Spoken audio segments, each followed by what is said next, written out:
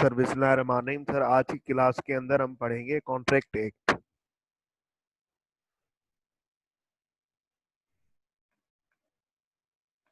Sir contract act होता क्या है, मुझे आपको ये समझाना है। सबसे पहली बात कॉन्सेप्ट देना है कि कॉन्ट्रैक्ट एक्ट होता क्या है। सर कॉन्ट्रैक्ट एक्ट ये होता है, जैसे कि मैं एक एग्जांपल से आपके पास ना शुरू कर रहा हूँ। जैसे कि सर मिस्टर ए है, मिस्टर ए ने कहा मिस्टर बी को, मिस्टर ए ने कहा मिस्टर बी को कि यार मैं तुम्हें अपनी गाड़ी सेल करना चाहता हूँ, मैं तुम्हें अपनी गाड़ी सेल करना चाहता हूँ, या मैं तुमसे गाड़ी खरीदना चाहता हूँ। ये मिस्टर बी है, इसके पास गाड़ी है। कोई कौन सी गाड़ी है सर? इसके पास सिविक है सर, होंडा सिविक है। ठीक है ना, होंडा सिविक है। मिस्टर ए जो है मिस्टर बी को कह रहा है कि यार ये जो तुम्हारी गाड़ी है ना सिविक, ये मुझे तुम दे दो। कितने में? ये मैं तुमसे खरीदना चाहता हूँ सर, ये मैं तुमसे खरीदना चाहता हूँ सर 2 मिलियन में। मिस्टर ए कह रहा है मिस्टर बी को कि ये जो तुम्हारी गाड़ी है ये मैं तुमसे खरीदना चाहता हूँ 2 मिलियन के अंदर, ये मैं तुमसे खरीदना चाहता हूँ 2 मिलियन में। क्या तुम क्या तुम मुझे ये सेल करोगे? अब ये इसकी मर्जी है सर, ये हाँ बोले या ना बोले। लेट सपोज इसने बोल दिया हाँ मैं तुम्हें सेल करूंगा, हाँ मैं तुम्हें सेल करूंगा। इसने सर एक्सेप्ट कर लिया, हाँ मैं तुम्हें सेल करूंगा। इसने क्या की, इस मिस्टर ए ने क्या की, मिस्टर ए ने की सर ऑफर कि मैं तुमसे गाड़ी खरीदना चाहता हूँ सिविक 2 लाख रुपए, 20 लाख रुपए की, 2 मिलियन की। क्या तुम मुझे सेल करोगे? इसने, इस मिस्टर बी ने क्या किया सर, इसकी ऑफर को किया एक्सेप्ट। हाँ यार मैं तुमसे ना खरीदूंगा, मैं तुम्हें सेल करूंगा, मैं तुम्हें सेल करूंगा सिविक। बिल्कुल मुझे तुम्हारी ये ऑफर कबूल है। ठीक है ना सर, एक बंदे ने की ऑफर, दूसरे बंदे ने की एक्सेप्ट। जब सर ऑफर जब सर ऑफर प्लस एक्सेप्टेंस होती है, जब ऑफर प्लस एक्सेप्टेंस होती है तो बनता है एग्रीमेंट, तो बनता है एग्रीमेंट। जब एक बंदे ने ऑफर की, दूसरे बंदे ने उसको एक्सेप्ट किया, तो सर तो बनता है एग्रीमेंट, तो बनता है एग्रीमेंट। मैं दोबारा रिपीट कर दूं, मिस्टर ए ने बोला मिस्टर बी को कि यार मैं तुमसे तुम्हारी गाड़ी, सिविक गाड़ी खरीदना चाहता हूँ 2 मिलियन के लिए, 2 मिलियन में। मिस्टर बी ने, सर मिस्टर ए ने मिस्टर ए को ऑफर की। मिस्टर बी की अब मर्जी है, या तो इस ऑफर को एक्सेप्ट करे या तो रिजेक्ट करे। अगर रिजेक्ट करेगा तो खत्म हो जाएगी बात। मिस्टर बी ने बोला एक्सेप्ट का, हाँ यार मैं तुम्हें ये सेल करूंगा, मुझे तुम्हारी ये ऑफर कबूल है। तो सर इस एक बंदे ने ऑफर की मिस्टर ए ने, एक बंदे ने एक्सेप्ट की। ठीक है।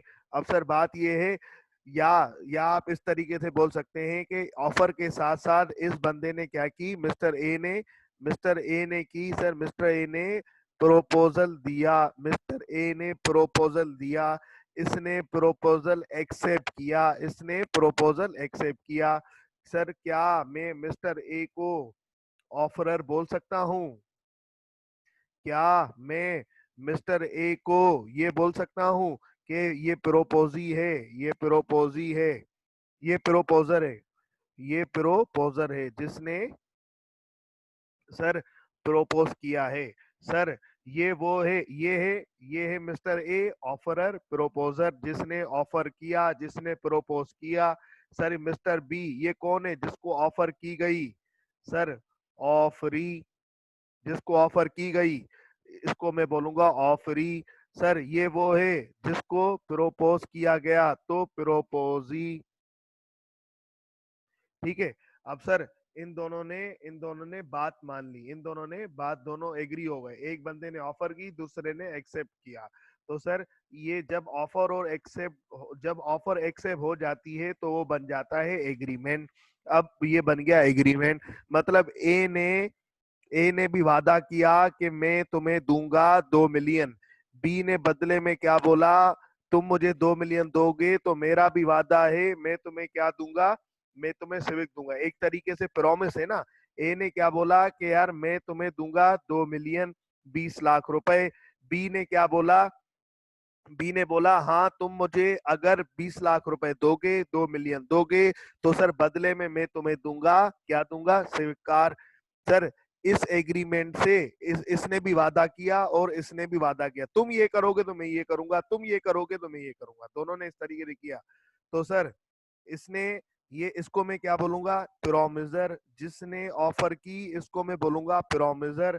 जिसने ऑफर एक्सेप्ट की इसको मैं क्या बोलूंगा, प्रोमिजी। प्रोमिजी। सर ये बताओ, सर ये बताओ कि इस बंदे को, मिस्टर ए को बदले में क्या मिल रहा है। सर बदले में ये 20 लाख रुपए देके ए ए को क्या मिल रहा है बदले में। सर ए को मिल रहा है बदले में सिविक कार। सर ये बी को बदले में क्या मिल रहा है, सिविक देके। ये अपना प्रॉमिस पूरा करके, प्रॉमिस पूरा करके, बी का प्रॉमिस क्या है पूरा करना, गाड़ी देना, ये सिविक गाड़ी देना, किसको, ए को देना। बी ने ये प्रॉमिस पूरा किया तो बी को बदले में क्या मिला। सर बी को बदले में मिले 2 मिलियन। सर ए का प्रॉमिस क्या है पूरा करना, सर ए का प्रॉमिस है 2 मिलियन देना। बी को बदले में क्या मिलेगा, सर ए को बदले में ये प्रॉमिस पूरा करके 2 मिलियन देके बदले में क्या मिलेगा, उसको फायदा क्या होगा। सर उसको मिलेगी सिविक गाड़ी, सिविक गाड़ी, ठीक है ना। तो सर ये क्या कहलाई जाएगी, ए के लिए कंसीडरेशन क्या है, ए के लिए कंसीडरेशन है सिविक गाड़ी। मतलब बदले में क्या मिलेगा, फायदा क्या होगा। तो सर ए के लिए कंसीडरेशन है सिविक गाड़ी। सर बी बी जो कि 2 मिलियन रिसीव तो करेगा, लेकिन बदले में सर, वो बदले में क्या देगा, सिविक गाड़ी। तो ए के लिए कंसीडरेशन क्या हुई, सिविक गाड़ी। सर बी को फायदा क्या होगा, बी जो सिविक गाड़ी डिलीवर करेगा, अपना प्रॉमिस पूरा करेगा, तो सर बी के लिए कंसीडरेशन क्या होगी, बी के लिए रिवॉर्ड क्या होगा, सर 2 मिलियन। 2 मिलियन। सर अगर मुझे जो चीज बेक में मिल रही है, रिटर्न में मिल रही है, उसको बोला जाएगा कंसीडरेशन। मैं दोबारा रिपीट कर लेता हूं, कॉन्सेप्ट को समझ लेना। कॉन्सेप्ट समझ गया तो बात ओके हो गई। सिनेरियो टाइप क्वेश्चन आते हैं इसके अंदर, ठीक है ना। मिस्टर ए ऑफर कर रहा है मिस्टर बी को, मिस्टर ए ऑफर कर रहा है मिस्टर बी को कि यार मैं तुमसे गाड़ी खरीदना चाहता हूं 20 लाख के अंदर। कौन सी गाड़ी, सिविक गाड़ी। मिस्टर ए ने क्या किया, ऑफर की। मिस्टर ए कौन बन गया, प्रोमिसर। मिस्टर ए कौन बन गया, प्रोपोजर। जिस बंदे ने ऑफर की वो ऑफरर, जिस बंदे ने प्रोपोजल दिया वो प्रोपोजर, जिस बंदे ने ऑफर की वो बन गया प्रोमिसर। मिस्टर बी अब क्या करेगा, मिस्टर बी क्या करेगा, सर मिस्टर बी एक्सेप्ट करेगा। जब मिस्टर बी एक्सेप्ट करेगा तो सर या तो रिजेक्ट करेगा, एक्सेप्ट करेगा, तो सर ये मिस्टर बी बन जाएगा ऑफरर जिसको ऑफर की गई। मिस्टर बी बन जाएगा प्रोपोजर जिसको प्रोपोज किया गया। मिस्टर बी बन जाएगा प्रोमिसी जिसने प्रॉमिस किया, ठीक है ना। सर मिस्टर बी एक्सेप्ट करेगा, जब ऑफर प्लस एक्सेप्टेंस हो जाएगी तो बन जाएगा एग्रीमेंट। अब बात ये है, अब सर ये तो एग्रीमेंट तो बन गया, ये एग्रीमेंट तो बन गया, ठीक है ना। लेकिन एक और टर्म, एक और टर्म, मिस्टर ए का प्रॉमिस क्या है करना, मिस्टर ए का प्रॉमिस है कि मैं तुम्हें 2 मिलियन दूंगा। लेकिन मिस्टर ए को बदले में क्या मिलेगा, सर सिविक गाड़ी। तो जो चीज रिटर्न में मिलेगी प्रॉमिस पूरा करके, after sir completing its promise, after fulfilling its duty, sir उसको मिलेगा बदले में सिविक गाड़ी। That will be consideration of a. वैसे ही मिस्टर बी का प्रॉमिस क्या करना है, सर सिविक गाड़ी देना, सिविक गाड़ी देना। तो सर बदले में मिस्टर बी को, सर बदले में मिस्टर बी को क्या मिलेगा, सर 20 लाख, 2 मिलियन। तो what will be the consideration of mister B, sir 2 million. 2 million जो होगी वो कंसीडरेशन होगी सर 20, सर मिस्टर बी की। सर उसी तरीके से अगर अगर अब देखो ये तो एग्रीमेंट तो हो गया, offer plus acceptance, offer plus acceptance, ठीक है। अब बात ये है कि सर मिस्टर ए, मैं चाह रहा हूं कि मिस्टर ए चाह रहा है कि यार अगर मैंने 20 लाख रुपए दे दिए, अगर मैंने 20 लाख रुपए दे दिए, लेट सपोज मिस्टर बी ने 20 लाख रुपए लेके रख दिए पर मुझे सिविक गाड़ी नहीं दी। फिर मैं इसके अंदर ना कोर्ट के अंदर केस करना चाहता हूं, जैसे कि ना या तो मुझे वो 20 लाख रुपए वापस दे दे या तो मुझे वो सिविक गाड़ी दे दे, जैसे मैं इसको कोर्ट के अंदर सर ले जाके इसको मैं पकड़वा सकूं, जैसे कि सर लॉ की तरफ से मैं इसको बाइंड कर सकूं, लॉ की तरफ से मैं सर इसको पकड़ सकूं कि यार तुझे ना ये काम करना ही करना है, जैसे ना लॉ की तरफ से मैं इस पे केस कर सकूं, जब ये अपनी ड्यूटी ना करे तो लॉ की तरफ से मैं इस पे केस कर सकूं। तो सर इन दैट केस अब इनको क्या करना पड़ेगा, अब इनको सर अपने कॉन्ट्रैक्ट को इन्फोर्सिबल करवाना पड़ेगा, इन्फोर्सिबल करवाना पड़ेगा। Sir what does enforceable mean? ठीक है सर, इन्फोर्सिबल का मकसद है जब ए ने ऑफर की बी को, जब ए ने, मैं दोबारा आता हूं, ए ने ऑफर की बी को मैं तुमसे गाड़ी खरीदना चाहता हूं 2 मिलियन के अंदर, बी ने बोला हाँ मैं तुम्हें सेल करूंगा गाड़ी, तुम मुझे 2 मिलियन दे दो, ठीक है। अब लेट सपोज मिस्टर ए ने 2 मिलियन दे दिए, मिस्टर बी ने गाड़ी नहीं दी, या on the other hand sir अगर दूसरी तरीके से देखें सर, तो अगर मिस्टर बी ने सर गाड़ी दे दी लेकिन मिस्टर ए ने 2 मिलियन नहीं दिए, दोनों में से किसी ने भी अपनी परफॉर्मेंस पूरी नहीं की, दोनों में से किसी ने भी, दोनों में से किसी ने भी सर, दोनों में से किसी ने भी अपनी परफॉर्मेंस पूरी नहीं की, दोनों में से किसी ने भी अपना प्रॉमिस पूरा नहीं किया, दोनों में से किसी ने भी अपना वादा पूरा नहीं किया, तो सर दोनों में से कोई पार्टी चाह रही है कि अगर कोई पार्टी, अगर किसी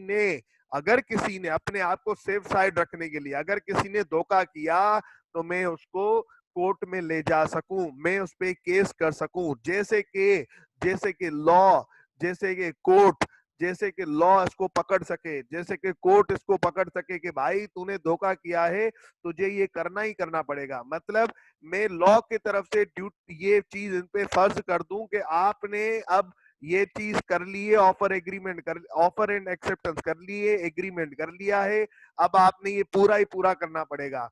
तो सर ऐसा ऐसा मैं क्या करूं कि मैं कोर्ट के अंदर केस कर सकूं? सर मुझे अपने इस एग्रीमेंट को, ऑफर प्लस एक्सेप्टेंस को, जो कि एग्रीमेंट बनता है, सर क्या करवाना पड़ेगा? इनफोर्सिबल करवाना पड़ेगा, इनफोर्सिबल करवाना पड़ेगा। सर इनफोर्सिबल कैसे करवाया जाएगा? सर इनफोर्सिबल कभी कभी क्या होता है सर, नॉर्मली मैं आपको स्टार्टिंग में बता रहा हूँ, इनफोर्सिबल ऐसे करवाया जाएगा कि सर एग्रीमेंट जो है वो आपका रिटन में आपने लिखना पड़ेगा, सर डॉक्यूमेंट करना पड़ेगा, रिटन सर वो ओरल में तो होगा, लेकिन ओरल में भी इन्फोर्सिबल हो जाते हैं, लेकिन बेसिकली बता रहा हूँ, वो आगे जाके देखेंगे कि सर कैसे कैसे इन्फोर्सिबल होते हैं, कैसे कैसे नहीं होते। आपने मतलब ये चीज लिखनी पड़ेगी, डॉक्यूमेंट करनी पड़ेगी, जैसे कोर्ट के बाहर आपको पेपर्स मिलते हैं सर, स्टैम्प पेपर, तो उनके अंदर ये लिख के एग्रीमेंट करने पड़ेगा कि अगर कल कोई सर, कल कोई क्या अपनी ड्यूटी प्रॉमिस पूरा ना करे तो मैं इसको कोर्ट के अंदर ले जाऊं, मैं इसको कोर्ट के अंदर ले जाऊं। तो सर जब एग्रीमेंट इनफोर्सिबल हो जाता है तो वो क्या बनता है? सर कॉन्ट्रैक्ट, वो क्या बनता है?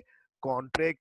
तो सर क्या मैं ये कह सकता हूं offer plus acceptance is equal to agreement? Sir agreement plus enforceability equals to contract, contract equals to agreement plus enforceability. और एग्रीमेंट किसके बराबर है? एग्रीमेंट किसके बराबर है? Offer plus acceptance.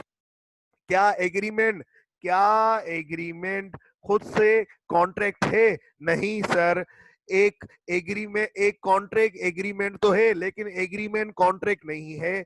एक क्या एग्रीमेंट खुद से कॉन्ट्रैक्ट है? नहीं सर। क्यों नहीं है? क्योंकि सर ये इन्फोर्सिबिलिटी मिसिंग है, ये इन्फोर्सिबिलिटी मिसिंग है। क्या एक एग्रीमेंट खुद से कॉन्ट्रैक्ट है? नहीं। कॉन्ट्रैक्ट होने के लिए एग्रीमेंट को इन्फोर्सिबल होना पड़ेगा। N agreement which is enforceable by law, ऐसा एग्रीमेंट जिसको आप कोर्ट के अंदर चैलेंज कर सकें, जिसको आप कोर्ट के अंदर चैलेंज कर सकें कि अगर दोनों पार्टीज में से किसी पार्टी ने भी, ए ने बी ने, या तो बी ने सिविक गाड़ी नहीं दी या तो ए ने सर 2 मिलियन नहीं दिया, अगर किसी पार्टी ने भी अपनी ड्यूटी सही से परफॉर्म नहीं की, अगर किसी पार्टी ने भी अपनी ड्यूटी सही से परफॉर्म नहीं की सर, किसी भी केस के अंदर, तो एक पार्टी दूसरी पार्टी को केस कर सके कि भाई आपने अपने परफॉर्मेंस नहीं की, आपने अपना प्रॉमिस पूरा नहीं किया, तो कोर्ट के अंदर केस होना जरूरी है कॉन्ट्रैक्ट के लिए। ऐसा एग्रीमेंट जिसको मैं चैलेंज कर सकूं, वो एग्रीमेंट जिसको मैं चैलेंज ना कर सकूं, वो एग्रीमेंट जिसको मैं चैलेंज ना कर सकूं। जैसे कि मैं अपने दोस्त को बोल रहा हूं, जैसे कि कल मैं बोल रहा हूं कि यार मैं जो है ना, आप लोगों का अगर पेपर पास हो गए तो मैं उनको क्या करूंगा सर, रॉयल ताज पे खाना खिलाऊंगा। लेट सपोज मैं आप लोगों को कह रहा हूं कि आप लोगों में से किसी का भी पेपर पास हो गया तो मैं रॉयल ताज पे खाना खिलाऊंगा। तो सर ये मैंने ऑफर की, आप लोगों ने एक्सेप्ट कर दी, लेट सपोज ये एग्रीमेंट तो बन गया।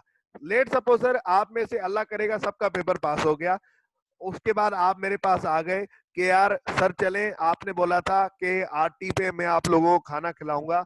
अब ये आपका ना, हमने तो अपना पेपर पास कर लिया, हमने तो अपना जो है ना प्रॉमिस पूरा कर लिया, अब आप लोगों ने ना आपने आपने ना अपनी परफॉर्मेंस देनी है, हमें ना आरटी पे खाना खिलाना है। मैंने मना कर दिया, मैं नहीं खिलाने वाला, मैंने मना कर दिया, मैं नहीं खिलाने। क्या तुम लोग मुझ पे केस कर सकोगे? नहीं सर, नहीं सर, क्योंकि हमने केस करने की नीयत से, हमने केस करने की सर नीयत से क्या किया, हमने केस करने की नीयत से कॉन्ट्रैक्ट किया ही नहीं था। हमने इनफोर्सिबल की नीयत से, हमने लॉ के, हम दोनों पार्टी ने, मैंने भी और आपने भी, हम दोनों की नीयत ही नहीं थी कि अगर कोई पार्टी अपना प्रॉमिस परफॉर्म नहीं करेगी तो सर हम जाके इसके कोर्ट में केस करेंगे। जरूरी नहीं कि रिटर्न में हो, जरूरी नहीं कि डॉक्यूमेंट हो, लेकिन नीयत ऐसी होनी चाहिए कि अगर हम दोनों में से किसी ने भी धोखा किया, नॉर्मली रिटर्न होता है, नॉर्मली डॉक्यूमेंट होता है, लेकिन नियत ऐसी होनी चाहिए, अगर रिटन डॉक्यूमेंट ना हो, कि नियत ऐसी होनी चाहिए, अगर सिविक नहीं दी, मैंने 20 लाख दे दिए, सिविक नहीं दी, सर मैं जाके केस करूंगा। तो कॉन्ट्रैक्ट के लिए an agreement which is enforceable by law is called contract. एक एग्रीमेंट कॉन्ट्रैक्ट नहीं हो सकता, पर एक कॉन्ट्रैक्ट एग्रीमेंट हो सकता है, एक कॉन्ट्रैक्ट एग्रीमेंट हो सकता है, क्योंकि contract is equal to agreement plus enforceability. क्या एक एग्रीमेंट कॉन्ट्रैक्ट हो सकता है? नहीं सर, क्यों नहीं हो सकता? क्योंकि इनफॉर्सिबिलिटी मिसिंग होती है एग्रीमेंट के अंदर। अगर एग्रीमेंट के अंदर क्या इंक्लूडेड होता है? Offer plus acceptance. अगर एग्रीमेंट के अंदर इनफॉर्सिबिलिटी ऐड कर दो तो क्या बन जाएगा सर? कॉन्ट्रैक्ट। क्या बन जाएगा? कॉन्ट्रैक्ट। ठीक है, तो सर अभी आ जाएं, आप यहाँ पे आ जाएं, यहाँ पे बुक से हम रीड कर लेते हैं स्टडी पैक में से, तो इससे हमारी ये सारी बातें कवर हो जाएंगी। ठीक है सर, आप यहाँ से रीड करें, यहाँ डेफिनेशन से लेके सर, यहाँ से लेके रीड करें आप यहाँ तक, इनफोर्सिबिलिटी के एग्जाम्पल्स तक। सर यहाँ तक आप रीड करें, फिर मुझे बताएं तो हम आगे बढ़ें। जल्दी से रीड करके बताएं मुझे, तो सर फिर हम आगे बढ़ें। सर कॉन्ट्रैक्ट के ना कुछ टर्म्स हैं, कॉन्ट्रैक्ट के ना एसेंशियल्स हैं कि यार ये सारी बातें, ये सारी बातें, ये सर 11 बातें, कौन ये कुछ 11 बातें हैं सर। ठीक है, ये कुछ 10 बातें हैं सर, ये ना कॉन्ट्रैक्ट के अंदर होनी चाहिए। ये 10 बातें कॉन्ट्रैक्ट के अंदर होनी चाहिए। इन 10 बातों में से अगर एक बात भी नहीं होगी कॉन्ट्रैक्ट के अंदर, ये 10 कंडीशंस हैं, एसेंशियल्स ऑफ वैलिड कॉन्ट्रैक्ट। एक वैलिड का मतलब है एक कॉन्ट्रैक्ट जो के लॉ के तरफ से सही हो, जो कि लॉ के तरफ से वैलिड हो, जो कि लॉ के तरफ से उस पे किसी का एतराज ना हो। ठीक है ना, तो सर उसको वैलिड कॉन्ट्रैक्ट बोला जाता है, जो कि आप परफॉर्म कर सकते हो, लॉ की तरफ से सर वो गलत ना हो। ठीक है ना, तो सर अब बात यह है कि वैलिड कॉन्ट्रैक्ट जब बनता है जब 10 बातें पूरी हो रही हो। इन 10 बातों में ना हर बात पे एक एक चैप्टर है, आपका कॉन्ट्रैक्ट एक का जो कोर्स है वो सारा इन 10 बातों पे सर एक्सप्लेन किया हुआ है। जैसे अभी सेकंड चैप्टर कॉन्ट्रैक्ट एक का बिजनेस लॉ के स्टडी पे का चैप्टर नंबर 3 जो आएगा, वो आपका ऑफर एंड एक्सेप्टेंस को डिफाइन करेगा, फिर लीगल रिलेशनशिप को, फिर कॉम्पिटेंसीज ऑफ पार्टी को, फिर कंसिडरेशन को, फिर फ्री कंसर्न को। सर आधा तो आपका कॉन्ट्रैक्ट एक, आधा क्या 75% कॉन्ट्रैक्ट इनको इसको डिफाइन करने में आपका कोर्स लगा हुआ है। तो इनको ना डिटेल में पढ़ेंगे, लेकिन मैं आप लोगों को ना सर क्या कर रहा हूँ, ऐसे शुरू में एक्सप्लेन कर रहा हूँ कि होती क्या है ये चीजें। जैसे देखें सर, अगर एक कॉन्ट्रैक्ट को वैलिड बनाना है, जो कि हमारी जिम्मेदारी है, वैलिड कॉन्ट्रैक्ट होने के लिए 10 बातें पूरी होनी चाहिए, 10 कंडीशन मुझे पूरी करनी पड़ेंगी सर। सबसे पहले वैलिड कॉन्ट्रैक्ट के लिए पहली कंडीशन क्या होती है कि एक पार्टी ऑफर करेगी, दूसरी पार्टी एक्सेप्ट करेगी। एक पार्टी ऑफर करेगी, दूसरी पार्टी एक्सेप्ट करेगी, तो सर ये बन जाएगा आपका एग्रीमेंट, ठीक है ना। ऑफर करने वाली पार्टी को क्या बोला जाएगा? ऑफरर। जिसको ऑफर की जाएगी उसको क्या बोला जाएगा? ऑफरी, ठीक है। जब ऑफर एक्सेप्ट हो जाएगी तो बन जाएगा प्रॉमिस, मतलब दोनों ने एक दूसरे से वादा कर लिया। जिसने ऑफर की थी उसको बोला जाएगा प्रॉमिसर, जिसने ऑफर एक्सेप्ट की उसको बोला जाएगा प्रोमिजी, ठीक है। जिसने ऑफर की थी उसको बोला जाएगा प्रोपोजर। सर जिसको ऑफर की गई उसको बोला जाएगा प्रोपोजी, ठीक है। बात समझ में आई? मैं दोबारा रिपीट कर दूं, एक वैलिड कॉन्ट्रैक्ट करने के लिए सर आपने ऑफर करनी है, सर आपने ऑफर करनी है और दूसरी पार्टी ने एक्सेप्ट करनी है। कॉन्ट्रैक्ट शुरू ही यहीं से होता है सर। एक पार्टी जब दूसरी पार्टी को ऑफर करती है तो वो पार्टी जिसने ऑफर की वो बन गया सर ऑफरर, जिसने ऑफर एक्सेप्ट की वो बन गया सर ऑफरी। सर जब ऑफर एक्सेप्ट हो जाती है तो बन जाता है प्रॉमिस, मतलब दोनों पार्टी ने आपस में वादा कर लिया सर। तो अगर जिस पार्टी ने ऑफर की थी उसको बोला जाएगा प्रॉमिसर। सर जिसने ऑफर एक्सेप्ट की सर उसको बोला जाएगा प्रॉमिसी, ठीक है। अब सर ये हिसाब किताब, ऑफर एक्सेप्टेंस बनती है एग्रीमेंट। तो उसके बाद सर लीगल रिलेशनशिप होना चाहिए, कि मतलब लॉ के हिसाब से ताल्लुकात होना चाहिए। जैसे कि सर अगर मैं अपने कजन को कह रहा हूँ, जैसे मैंने आप लोगों को कह दिया, हमारा स्टूडेंट और टीचर वाला रिलेशनशिप है, मैंने आप लोगों को कह दिया कि यार मैं ना आप लोगों को आरटी पे ले जाऊंगा। अब ना ये लीगल रिलेशन के हिसाब से नहीं है, ये एक सोशल एग्रीमेंट कर लिया मैंने, ये डोमेस्टिक एग्रीमेंट कर लिया। मैंने आपको जैसे मैंने सर अपने कजन को कह दिया कि यार मैं ना तेरी शादी में ना तुझे ना सूट गिफ्ट करूंगा, ठीक है ना, या मैं तुझे कॉटन का सर जो है ना सूट गिफ्ट करूंगा। तो सर ये ऐसी चीजें जो लीगल रिलेशनशिप, मतलब जिसको आप केस ना कर सके, जिसको सर सू ना कर दे, सू मतलब कोर्ट के अंदर चैलेंज करना, ठीक है ना। जिसको आप सर लीगल रिलेशनशिप वो नहीं होती जिसमें आप कोर्ट के अंदर केस ना कर सके। जैसे आप मुझ पे केस नहीं कर सकते अगर मैंने आपको कहा कि यार मैं जो पेपर के अंदर पास हो गया मैं उसको रॉयल ताज पे खाना खिलाऊंगा, और आप में से अल्लाह करेगा सारे पास हो जाएंगे, आप सारे आ गए मेरे पास और मैंने अगर खाना नहीं खिलाया, तो it means you can not challenge me in court. Sir आप मुझ पे सू नहीं कर सकते, आप मुझ पे इन्फोर्सेबल नहीं कर सकते, तो मतलब ये लीगल रिलेशनशिप नहीं है, ये सोशल या डोमेस्टिक कॉन्ट्रैक्ट है। वो कॉन्ट्रैक्ट जिसमें आप किसी को सू कर सकें, आप किसी को सर चैलेंज कर सकें, आप किसी को गले से पकड़ के कोर्ट में ले जा सकें, तो सर उसको बोला जाता है लीगल रिलेशनशिप। जैसे कि सर हम आपको ऑफर कर रहे हैं, हम आपको ऑफर कर रहे हैं कि आए हमारे पास आके सर क्या करें सर, अलम के अंदर आप क्लासेस ले लें। अगर आप ये हमने आपको ऑफर की, आप सर बी लॉ ले रहे हैं, आपने एक्सेप्ट की, अब सर एक्सेप्ट कर ली, ये बन गया एग्रीमेंट। और सर आपकी ये कोई रिटर्न में नहीं है, लेकिन आपकी भी यही नीयत है और मेरी भी यही नीयत है कि हम दोनों में से किसी ने फुलफिल, आपने क्लासेस ले ली, फी नहीं थी, तो मैं कोर्ट में जाके चैलेंज कर सकता हूँ। या अगर सर आपने पैसे दे दिए और मैंने सर आपको नहीं पढ़ा, आपको धोखा दिया, तो आप मेरे खिलाफ कोर्ट में जाके चैलेंज कर सकते हैं। तो this is legal relationship, this is sir enforceability. दूसरी चीज competencies of the parties. Sir contract के अंदर जो पार्टी वही कॉन्ट्रैक्ट कर सकती हैं जो पार्टीज 18 एक जैसे कि कॉम्पिटेंट हो। कॉम्पिटेंट से क्या क्या आता है? वो पार्टीज कॉन्ट्रैक्ट कर सकती हैं जो कॉम्पिटेंट हो। सर एक वैलिड कॉन्ट्रैक्ट करने के लिए लॉ के हिसाब से एक सही कॉन्ट्रैक्ट वही है जिसमें पार्टीज क्या हो सर? कॉम्पिटेंट हो। सर कॉम्पिटेंट से क्या मुराद? सर कॉम्पिटेंट कौन सी पार्टी होती है? सर कॉम्पिटेंट के अंदर काफी चीजें डिफाइंड है, लेकिन मैं आपको दो तीन बातें बता रहा हूँ। एक बंदा जिसने शराब पी के रखी हुई है, अगर आप तो उस हालत में जब उसने शराब पी के रखी हुई है, उस कंडीशन में उस वक्त अगर आप उसे सर कॉन्ट्रैक्ट कर रहे हैं या उसको ऑफर कर रहे हैं, तो सर वो अपने होश में नहीं है। तो सर उस वक्त वो कॉम्पिटेंट नहीं है, वो अपने होश में नहीं है, उस वक्त वो कॉम्पिटेंट नहीं है किसी भी चीज को करने के लिए, क्योंकि वो अपने होश में नहीं है। लॉ ने बोला जो बंदा शराब पी के बैठा होगा, जो अपने सेंसेस में नहीं होगा, वो कॉम्पिटेंट नहीं है, वो incompetent to do as a contract है, वो इनकॉम्पिटेंट पार्टी है, क्योंकि वो अपने होश में नहीं है, क्योंकि वो अपने सेंसेस में नहीं है। दूसरी चीज, लॉ ने बोला जो जो सर माइनर होगा, मतलब जो 18 साल से कम होगा, वो कॉन्ट्रैक्ट नहीं कर सकता। इसी 18 साल से 18 साल की बात पे आ जाओ, याद करो पार्टनरशिप पढ़ाया था मैंने आप लोगों को।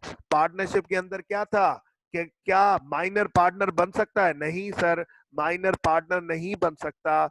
माइनर पार्टनर क्यों नहीं बन सकता? क्योंकि सर माइनर 18 साल से कम है, माइनर कॉन्ट्रैक्ट नहीं कर सकता। माइनर पार्टनरशिप डीड भी एक कॉन्ट्रैक्ट है, उसके अंदर नहीं आ सकता। पार्टनरशिप डीड कौन सा कॉन्ट्रैक्ट है? पार्टनरशिप डीड किस तरीके का कॉन्ट्रैक्ट है? सर पार्टनरशिप डीड के अंदर ये कॉन्ट्रैक्ट होता है, सारी पार्टी इस पे एग्री होती हैं कि हम जो भी कारोबार करेंगे, जो भी कारोबार करेंगे उसका प्रॉफिट हम इतने परसेंटेज में डिवाइड करेंगे। लेट सपोज 4 पार्टनर है, एक ए ने बोला मैं 30% लूंगा, बी ने बोला मैं 20% लूंगा, सी ने बोला मैं 40% लूंगा, डी ने बोला मैं 10% लूंगा। तो ये इन चारों ने आपस में कॉन्ट्रैक्ट किया हुआ है कि हम प्रॉफिट को डिवाइड करेंगे। क्या माइनर कॉन्ट्रैक्ट सर इसके अंदर पार्टनर बन सकता है? नहीं। क्यों क्यों नहीं बन सकता? क्यों नहीं बन सकता था वहां पे जब हमने पार्टनरशिप पढ़ा था? पार्टनरशिप है क्योंकि sir minor was incompetent, minor incompetent party है। माइनर को सर एक बंदे को सर उसके बाद जैसे ही माइनर 18 साल का हो रहा था तो मेजर हो रहा था। सर मेजर बनने के बाद वो पार्टनर बनने के लिए सर उसकी खुद से मर्जी थी, या तो वो बने या तो नहीं बने, ठीक है ना। तो सर एक माइनर बंदा इनकॉम्पिटेंट है, तो सर कॉन्ट्रैक्ट करने के लिए आपका कॉम्पिटेंट होना जरूरी है, मतलब मेजर होना जरूरी है, आपका फुल होशो हवास में होना जरूरी है। एक पागल के साथ आप कॉन्ट्रैक्ट नहीं कर सकते, ठीक है ना। तो ये सारी बातें। कंसिडरेशन क्या चीज है? एक कॉन्ट्रैक्ट के अंदर कंसिडरेशन होनी चाहिए, जैसे कि रिटर्न में कुछ होना चाहिए, जैसे कि रिटर्न में कुछ होना चाहिए। जैसे मैंने आपको कहा कि यार मैंने सर अपनी गर्लफ्रेंड को कहा मैं तुम्हें डायमंड रिंग गिफ्ट करूंगा। क्या सर इसके बदले में मुझे कोई कंसिडरेशन मिल रही है? नहीं। मेरी गर्लफ्रेंड को कंसिडरेशन मिल रही है? बिल्कुल मिल रही है। सर उसको क्या मिल रही है? सर उसको मिल रही है रिंग। क्या मुझे कंसिडरेशन मिल रही है? नहीं सर, आप मुझे बदले में कुछ नहीं मिल रहा। अगर सर कॉन्ट्रैक्ट के अंदर कंसिडरेशन होना जरूरी है। सर कंसिडरेशन से क्या मुराद? मतलब दोनों पार्टीज को आपस में रिटर्न में कुछ मिलना जरूरी है, दोनों पार्टीज को आपस में कुछ रिटर्न में मिलना जरूरी है।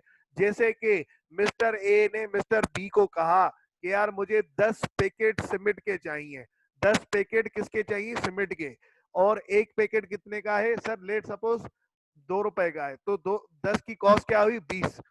अब सर मिस्टर ए ने बोला मिस्टर बी को कि मुझे 10 पैकेट सीमेंट के चाहिए, 10 पैकेट सीमेंट के चाहिए। एक पैकेट की क्या कॉस्ट है? 2 रुपए। मिस्टर बी को क्या मिलेगा? सर 20 रुपए। मिस्टर ए को क्या मिलेगा? 10 पैकेट। मिस्टर ए की ड्यूटी क्या है सर? तो उसका प्रॉमिस क्या है पूरा करना? सर मिस्टर ए का प्रॉमिस है 20 रुपए देना। सर मिस्टर बी का प्रॉमिस क्या है पूरा करना? सर 10 पैकेट डिलीवर करना। जब मैं अपना प्रॉमिस पूरा कर लूं और बदले में मुझे कुछ मिले, इन रिटर्न में कुछ मिले, उसको कंसीडरेशन बोला जाता है। कॉन्ट्रैक्ट के अंदर दोनों पार्टीज को, या जितनी भी पार्टीज इन्वॉल्व हो, 3 पार्टीज 4 पार्टीज, फिलहाल 2 रखते हैं, जितनी भी पार्टी इन्वॉल्व हो, दोनों पार्टीज को सर कंसीडरेशन मिलना जरूरी है। अगर एक पार्टी को कंसीडरेशन मिल रही है, दूसरी को नहीं मिल रही, तो सर वो वैलिड कॉन्ट्रैक्ट नहीं कहलाया जाएगा, वो वैलिड कॉन्ट्रैक्ट नहीं कहलाया जाएगा, ठीक है। सर उसके बाद सर फ्री कंसर्न का क्या हिसाब किताब है? सर अगर मैंने एक पार्टी को ऑफर की, तो सर दूसरी पार्टी जैसे कि सर अपनी अपनी सर पूरे मतलब अपने दिल से दिमाग से सोच के, उस पे किसी भी चीज का दबाव ना हो, उस पे किसी भी चीज का प्रेशर ना हो, सर फुल अपना खोल के, दिमाग खोल के, सर सोच के समझ के सर फिर फैसला करे कि एक्सेप्ट करनी है कि नहीं करनी। फ्री कंसर्न मतलब उसकी अपनी मर्जी हो 100%। सर इससे क्या मकसद? सर इससे ये मकसद, जैसे मैंने मिस्टर ए को बोला कि यार मुझे तेरी सिविक गाड़ी चाहिए, मुझे तेरी सिविक गाड़ी चाहिए, मैं बदले में तुझे 20 लाख रुपए दूंगा, मैंने ऑफर की। अब मैंने सर बी को बोला अगर तू अपनी गाड़ी 20 लाख रुपए में नहीं देगा तो मैं तुझे मार दूंगा, अगर तूने अपनी गाड़ी मुझे 20 लाख रुपए में सेल नहीं की, तुझे 100% करनी है सेल, वरना मैं तुझे मार दूंगा। अब सर मैं उसको कैसे, उसकी मर्जी, उसको मैं ये एग्रीमेंट किस तरीके से एक्सेप्ट करवा रहा हूँ सर? धमकी देके, थ्रेट देके, ठीक है ना? तो सर अगर कोई कॉन्ट्रैक्ट, अगर कोई एक्सेप्टेंस थ्रेट देके दी जाए या प्रेशराइज करके दिया जाए तो सर इन दैट केस वो फ्री कंसेंट नहीं होता। सर लॉ कहता है एक वैलिड कॉन्ट्रैक्ट होने के लिए किसी भी किस्म का थ्रेट नहीं होना चाहिए, किसी भी किस्म का प्रेशर नहीं होना चाहिए। बिल्कुल बंदा अपने फुल सर फुल अथॉरिटी में, फुल फ्रीडम में, बिल्कुल आजाद होके सोचे कि मुझे ये काम करना है कि नहीं करना। एक्सेप्टेंस फुल आजाद होके सोचे, ठीक है ना?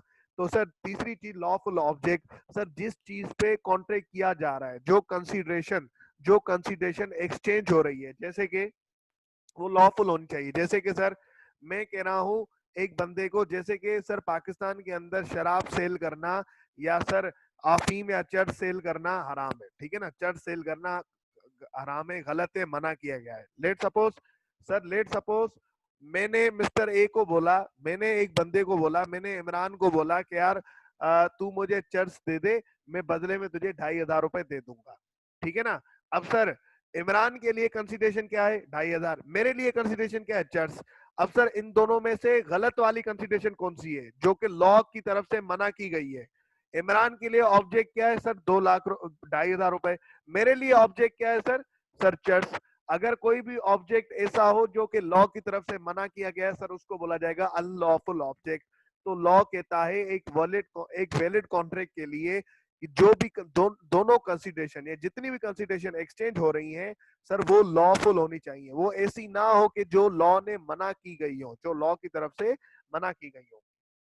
Not declare is void, sir law ने क्या किया हुआ है कि कुछ ऐसे एग्रीमेंट्स बता दिए हैं जो कि उनके नजर में गलत है, जो कि उनके नजर में गलत है। लॉ ने बोला इस तरीके का एग्रीमेंट नहीं होना चाहिए, अगर ये एग्रीमेंट होगा तो सर वो एग्रीमेंट ही गलत होगा, कॉन्ट्रैक्ट तो होने से रह गया हो।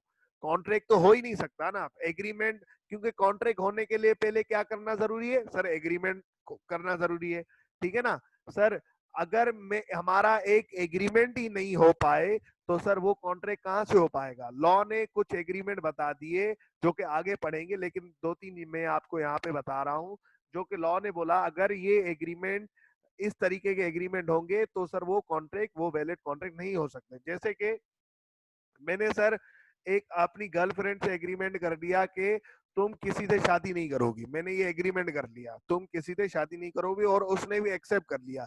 क्या ये वैलिड एग्रीमेंट है? नहीं सर। लॉ ने बोला agreement in restraint of marriage, ठीक है ना? अगर आप किसी को मना कर रहे हो कि तुम शादी नहीं करोगी तो सर ये इनवैलिड एग्रीमेंट है। लेट सपोज दूसरा एग्रीमेंट, मैं सर किसी को बंदे को कह रहा हूं, मैं किसी बंदे को कह रहा हूं कि ये मेरा एरिया है, इस एरिया के अंदर मेरा कारोबार है। लेट सपोज सर मेरा कारोबार है सीमेंट सेल करना, ये मेरा एरिया है, इस एरिया के अंदर तुम जो है सीमेंट सेल नहीं करोगे। मैंने उसके साथ एग्रीमेंट कर लिया, उसने भी एक्सेप्ट कर लिया, तो सर क्या ये वैलिड एग्रीमेंट है? नहीं सर, लॉ ने इसको मना किया हुआ है। Agreement in restraint of trade, अगर आप किसी से ऐसा एग्रीमेंट कर रहे हो जिसमें उसको कारोबार करने के लिए आप मना कर रहे हो, जिसमें आप उसको कारोबार करने के लिए मना कर रहे हो, तो सर वो वैलिड एग्रीमेंट नहीं होगा, वो वॉइड एग्रीमेंट कहलाया जाएगा। ये लॉ ने लिस्ट दी है, ठीक है?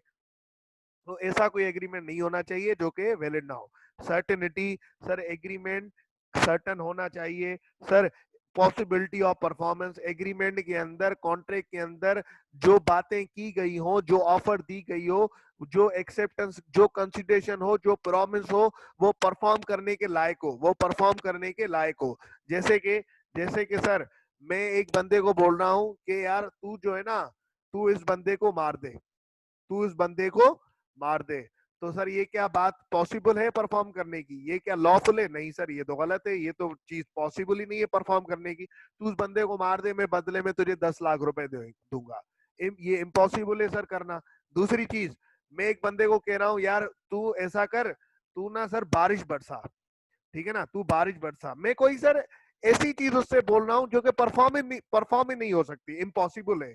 ठीक है ना, मैं उसको बोल रहा हूँ कि तू ना बारिश बरसा, ठीक है ना, तो मैं ना तुझे 10 लाख रुपए दे दूंगा, मैं तुझे 20 लाख रुपए दूंगा, तू बारिश अगर बरसाएगा मैं तुझे 20 लाख रुपए दूंगा। एक बंदा तो 20 लाख रुपए दे सकता है, क्या दूसरा बंदा बारिश बरसा सकता है? नहीं सर, वो नहीं बरसा सकता। ठीक है ना, तो इन दैट केस ये कोई ऑफर और एक्सेप्टेंस ऐसी होनी चाहिए जो कि आप परफॉर्म कर सकें, वो सर इम्पॉसिबल नहीं होनी चाहिए। लीगल फॉर्मेलिटीज, लॉ की सारी फॉर्मेलिटीज पूरी होनी चाहिए जो कि लॉ ने रखी हुई है।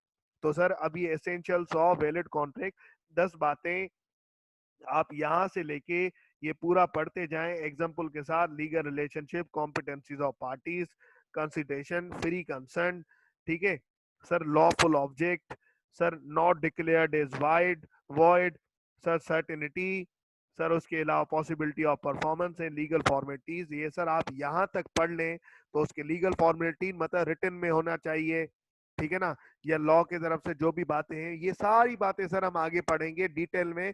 फिलहाल ब्रीफली यहाँ पे डिस्कस है, तो आप इनको पढ़ लें जैसे आपके कॉन्सेप्ट क्लियर हो जाए, तो फिर हम आगे बढ़ सकें। ठीक है, आप सर आपको मैं दे रहा हूँ 10 मिनट, इनको रीड कर लें तो फिर हम आगे बढ़े। सर अब इसमें से ना कुछ टर्म्स मैं अभी आपको समझाऊंगा, कुछ टर्म्स जो है ना आगे चल के समझाऊंगा, ठीक है ना, कोई मसले वाली बात नहीं, सारी बातें क्लियर हो जाएगी। इन सारे टर्म्स पे ना वो डिटेल में एक्सप्लेनेशन आने वाली है। सर एक्सप्रेस कॉन्ट्रैक्ट क्या होता है? जैसे मैंने आपको ऑफर की, आपने एक्सेप्ट किया, और सर ये एक्सप्रेस कॉन्ट्रैक्ट हो गया। मैंने आपको ऑफर की, आपने एक्सेप्ट किया, ये एग्रीमेंट हो गया, हमने इन्फोर्सेबल करवा लिया। तो सर हमने राइटिंग में कर लिख लिया ये बात, तो सर ये एक्सप्रेस कॉन्ट्रैक्ट हो गया। मैंने ऑफर की, सिंपल जो कॉन्ट्रैक्ट हो रहा होता है ना, मैंने ऑफर की, आपने एक्सेप्ट कर लिया। ये जो अभी एग्जाम्पल भी जब से क्लास में स्टार्ट किया, मिस्टर ए जो है 20 लाख रुपए में गाड़ी खरीद रहा है, मिस्टर बी सेल कर रहा है गाड़ी, और उन्होंने उनको राइटिंग में करवा दिया, तो सर ये एक्सप्रेस कॉन्ट्रैक्ट है, दोनों ने एक दूसरे से बात की। सर एम्प्लॉयड कॉन्ट्रैक्ट ये होता है जिसके अंदर कोई पार्टी दूसरे को ऑफर मुंह से नहीं दे रही होती, लेकिन उसके एक्शंस ऐसे होते हैं कि वो ऑफर दे रही है। जैसे कि मैं दोबारा बता दूं, एक पार्टी एक्सप्रेस कॉन्ट्रैक्ट के अंदर क्या होता है कि मैं अपनी फीलिंग को एक्सप्रेस कर रहा हूं, एक्सप्रेस कॉन्ट्रैक्ट के अंदर मैं अपनी फीलिंग को एक्सप्रेस कर रहा हूं, मैं ऑफर अपनी मुंह से बोल रहा हूं, मैं ऑफर अपनी मुंह से बता रहा हूं, अपनी जबान से बता रहा हूं, तो सर उसको एक्सप्रेस कॉन्ट्रैक्ट बोला जाता है। ठीक है ना, एम्प्लॉयड कॉन्ट्रैक्ट ये होता है कि जो मुंह से जबानी तौर पे बताया नहीं जाता, लेकिन एक्शन ऐसे होते हैं सर, एक्टिविटी ऐसे होती है कि सामने वाले को खुद ही पता चल जाता है बिना बोले बिना सुने कि यार ये ना सामने वाला बंदा ऑफर दे रहा है। जैसे कि सर पिज्जा हट वाले रेस्टोरेंट खोल के बैठे हुए हैं, तो ये क्या आपको मुंह से बोल रहे हैं आ जाओ मेरे हमारे पास पिज्जा खा लो? नहीं, वो सर आपको, वो जो है सर आपको मुंह से नहीं बोल रहे, वो एक रेस्टोरेंट खोल के बैठे हैं। It means they are offering you कि हमारे पास आ जाओ और पिज्जा खा लो। ठीक है ना, या कोई भी रेस्टोरेंट या कोई भी होटल, सर आप एक होटल खोल के बैठा हुआ है, ठीक है ना, तो इसका मकसद वो आपको ऑफर कर रहा है, वो मुंह से नहीं बोल रहा आ जाओ आ जाओ आ जाओ, ये यहाँ पे आ जाओ, यहाँ पे खाना खा लो, ऐसे आपको मुंह से नहीं बोल रहा सर। सर वो एक बैठा हुआ है, ऑफर कर रहा है, आप उसके पास जाएंगे, जो खाना ऑर्डर करेंगे सर वो एक्सेप्ट हो जाएगा। इस तरीके से ये बन जाएगा एम्प्लॉयड कॉन्ट्रैक्ट, जिसके अंदर एक्शंस आपके बता रहे हो कि आप ऑफर कर रहे हो। ठीक है ना, कोजाई कॉन्ट्रैक्ट को छोड़ दें फिलहाल। वैलिड कॉन्ट्रैक्ट वो होता है सर जिसके अंदर an agreement which is enforceable by law, वो एग्रीमेंट जिसको लॉ की तरफ से इन्फोर्सेबल किया गया, वो वैलिड कॉन्ट्रैक्ट है। वॉइड एग्रीमेंट वो होता है जिसको लॉ की तरफ से मना किया गया, जैसे कि आपने नॉट डिक्लेयर्ड इज वॉइड पढ़ के आ गए सर। नहीं नहीं, जो मार्केट के अंदर आवाज लगाते हैं वो एम्प्लॉयड नहीं है, बिल्कुल नहीं है। ठीक है ना, वॉइड एग्रीमेंट के अंदर ये होता है, जैसे कि आप अभी ऊपर पढ़ के आए, जो कि आगे भी पढ़ेंगे हम, वो वॉइड एग्रीमेंट्स होते हैं जो लॉ ने मना कर दिए। वो एग्रीमेंट्स जो कि लॉ ने मना कर दिए वो वॉइड एग्रीमेंट है, मतलब जो कि एग्रीमेंट ही नहीं हो सकता। वर्ड वॉइड से मुराद जो कि गलत है, जो कि सर इनवैलिड है, जो कि गलत है। लॉ जे एक होता है वॉइड एग्रीमेंट, एक होता है वॉइड कॉन्ट्रैक्ट। वॉइड एग्रीमेंट से मुराद कि यार एग्रीमेंट ही गलत है, कॉन्ट्रैक्ट होना तो छोड़ो, एग्रीमेंट ही गलत है, जो कि अभी हमने पढ़े agreement in restraint of trade, agreement in restraint of marriage, wagering agreement मतलब सट्टे के कारोबार। अगर पाकिस्तान जीत गया, पाकिस्तान इंडिया मैच चल रहा है, अगर पाकिस्तान जीत गया तो मैं तुम्हें 10 लाख रुपए दूंगा, अगर पाकिस्तान हार गया तो मैं तुम्हें 5 लाख रुपए दूंगा। ये हिसाब किताब ना, सट्टे के कारोबार। अगर जीत गया तो तुम मुझे 10 लाख रुपए दे देना, अगर हार गया तो मैं तुम्हें 10 लाख रुपए दे दूंगा। सट्टे के कारोबार, बुकीज वाले कारोबार, ठीक है ना। बुक सर ये, या आज बारिश होगी, अगर आज बारिश हुई तो मैं तुम्हें 2 लाख रुपए दूंगा, अगर बारिश नहीं हुई तो तुम मुझे 2 लाख रुपए दे दोगे। इस तरीके के एग्रीमेंट ना मना किए गए हैं लॉ की तरफ से, ठीक है ना। तो इनको बोला जाता है वॉइड एग्रीमेंट। कॉन्ट्रैक्ट होना तो अलग की बात है, इन्फोर्सिबल तो होना अलग की बात है, वो एग्रीमेंट ही गलत है। जब एग्रीमेंट ही गलत होगा तो इन्फोर्सिबल क्या होगा।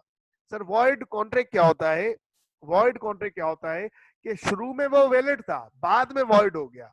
शुरू में वैलिड था, बाद में वॉइड हो गया। जैसे कि सर इसकी एग्जांपल, जैसे कि सर पाकिस्तान और इंडिया के टर्म्स फिलहाल सही चल रहे हैं, ठीक है ना, टर्म्स फिलहाल सही चल रहे हैं। लेट सपोज आपने इंडिया से सर राइस मंगवा लिए, आपने इंडिया से राइस मंगवा लिए, ठीक है ना। आपने इंडिया से राइस मंगवाए सर कोई 100 किलो, आपने 1000 किलो राइस जो है ना इंडिया से मंगवा लिए, 1000 किलो राइस आपने इंडिया से मंगवा लिए। कितने में सर, कितने में सर, 10 लाख रुपए में। 10 लाख रुपए में आपने 1000 किलो राइस आपने इंडिया से मंगवा लिया। आपने ये बोला कॉन्ट्रैक्ट किया कि यार ना मुझे ना 1000 किलो राइस चाहिए और 10 लाख रुपए मैं तुम्हें दूंगा, ठीक है, डन हो गया। अभी कॉन्ट्रैक्ट परफॉर्म नहीं हुआ था, अचानक से पाकिस्तान इंडिया की, फिलहाल अब तक ये वैलिड है ना, अब तक वैलिड है, बिल्कुल सर अब वैलिड है, बिल्कुल सही है। ये एग्रीमेंट भी सही है, कॉन्ट्रैक्ट भी वैलिड है, एनफोर्सेबल बाय लॉ है, ठीक है। अब तक सब कुछ सही था, कॉन्ट्रैक्ट परफॉर्म नहीं हुआ था। अचानक से क्या हुआ, अचानक से पाकिस्तान और इंडिया के अंदर जंग लग गई, पाकिस्तान और इंडिया के बीच में जंग लग गई। सर इस जंग की वजह से, नॉर्मली जब भी जंग होती है दो मुल्कों के दरमियान, तो जो कॉन्ट्रैक्ट चल रहे होते हैं वो सर खत्म कर दिए जाते हैं, वो सस्पेंड कर दिए जाते हैं। तो अचानक से पहले लॉ में क्या था, वो वैलिड था, तो वैलिड कॉन्ट्रैक्ट था। लेकिन बाद में क्या हो गया, इनवैलिड हो गया, लॉ ने उसको मना कर दिया। एक कॉन्ट्रैक्ट शुरू में वैलिड हो, बाद में इनवैलिड हो जाए तो उसको क्या बोला जाता है सर, वॉइड कॉन्ट्रैक्ट। क्या बोला जाता है, वॉइड कॉन्ट्रैक्ट, ठीक है, बिल्कुल। हाँ बेटा पढ़ के आया, मुझे पता है ये, ठीक है। अब सर एक बात, दूसरी चीज वॉइडेबल कॉन्ट्रैक्ट। सर ये वॉइडेबल कॉन्ट्रैक्ट क्या हिसाब किताब होता है, वॉइडेबल कॉन्ट्रैक्ट का ये हिसाब किताब होता है कि यार एक कॉन्ट्रैक्ट, दो पार्टीज है, mister A and mister B, ठीक है ना, mister A and mister B है। अब देखो, मिस्टर ए ने मिस्टर ए ने मिस्टर ए ने बी को बोला कि यार मुझे सिविक गाड़ी भेज, मैं तुझे 20 लाख रुपए दूंगा। अगर, और सर ये ना उसको धमकी देके बोला कि तू अगर सिविक गाड़ी मुझे नहीं भेजेगा मैं तुझे मार दूंगा। बी की जो एक्सेप्टेंस ली गई वो किस हिसाब से ली गई सर, थ्रेट देके, फ्री कंसर्न एक्सेप्टेंस नहीं ली उससे। बी को बोला मिस्टर ए ने, तू मुझे 20 लाख रुपए में सिविक गाड़ी भेज वरना मैं तुझे मार दूंगा। बी ने जो एक्सेप्टेंस दी, सर एक्सेप्ट कर लिया बी ने जो एक्सेप्टेंस दी वो सर किस तरीके से दी सर, थ्रेट होके दी। सर अपनी फ्री कंसर्न नहीं थी उसकी, अपनी खुद की मर्जी नहीं थी। अब सर इस ये बी लॉ कहता है, अब बी की मर्जी है कि वो, अब इसने एक्सेप्ट तो कर लिया लेकिन उसकी कंसर्न क्या है, वो फ्री की नहीं है, फ्री की नहीं है। तो लॉ की मर्जी है, लॉ सर बी की मर्जी है, आइदर वो इस कॉन्ट्रैक्ट को पूरा करे, सिविक गाड़ी उसको सेल करे, या सर वो कोर्ट में जाके केस करके बोले कि यार ये कॉन्ट्रैक्ट मैं नहीं कर सकता, यहाँ पे जो मैंने एक्सेप्टेंस दी थी वो फ्री कंसर्न नहीं थी, इन्होंने मुझे धमकी देके, मारने की धमकी देके मुझसे एक्सेप्टेंस ली थी। तो सर ये बी की मर्जी है कि वो या तो गाड़ी उसको सेल करे, 20 लाख रुपए ले, कॉन्ट्रैक्ट पूरा करे, परफॉर्म, या तो सर वो क्या करे सर, ये उसके पास ऑप्शन है, या तो वो बोले कि यार ये कॉन्ट्रैक्ट मैं पूरा नहीं करूंगा, ये वैलिड नहीं है क्योंकि इसमें मेरी एक्सेप्टेंस जो थी वो फ्री कंसर्न नहीं थी, इसने मुझे धमकी देके ली थी। तो सर जब भी इस तरीके का सीन हो कि एक पार्टी के पास ऑप्शन हो, कॉन्ट्रेक्चुअल पार्टी, जो जिस पार्टी ने कॉन्ट्रैक्ट किया है उस पार्टी के पास ऑप्शन हो, either to fulfil the contract, या तो कॉन्ट्रैक्ट को पूरा करे, या तो सर उसकी मर्जी है कॉन्ट्रैक्ट को खत्म कर दे, या तो उसकी मर्जी है कॉन्ट्रैक्ट को खत्म कर दे। एक पार्टी के पास ऑप्शन हो, या तो कॉन्ट्रैक्ट को पूरा करे या तो उसको खत्म कर दे, उसकी मर्जी है। तो सर ऐसे कॉन्ट्रैक्ट को बोला जाएगा वॉइडेबल कॉन्ट्रैक्ट। क्या बोला जाएगा, वॉइडेबल कॉन्ट्रैक्ट। सर वो कॉन्ट्रैक्ट वो एग्रीमेंट जिसके अंदर ऑब्जेक्ट जो हो वो इलीगल हो सर, उनको इलीगल एग्रीमेंट बोला जाता है। जैसे कि मैंने चर्च मंगवाई, मैंने चर्च की ऑर्डर किया, तो सर सामने वाली पार्टी को मैंने बोला कि यार मुझे चर्च दे दो, मैं तुम्हें 2,500 दूंगा, तो क्या ये लीगल एग्रीमेंट है? नहीं सर, इलीगल है। क्यों? क्योंकि इसके अंदर चर्च जो ऑब्जेक्ट है वो इलीगल है। ठीक है। अनएनफोर्सेबल एग्रीमेंट वो एग्रीमेंट होता है जिसके अंदर सर आप कोर्ट के अंदर केस ना कर सकें, जिसके अंदर आप कोर्ट के अंदर केस ना कर सकें, उनको अनएनफोर्सेबल एग्रीमेंट बोला जाता है।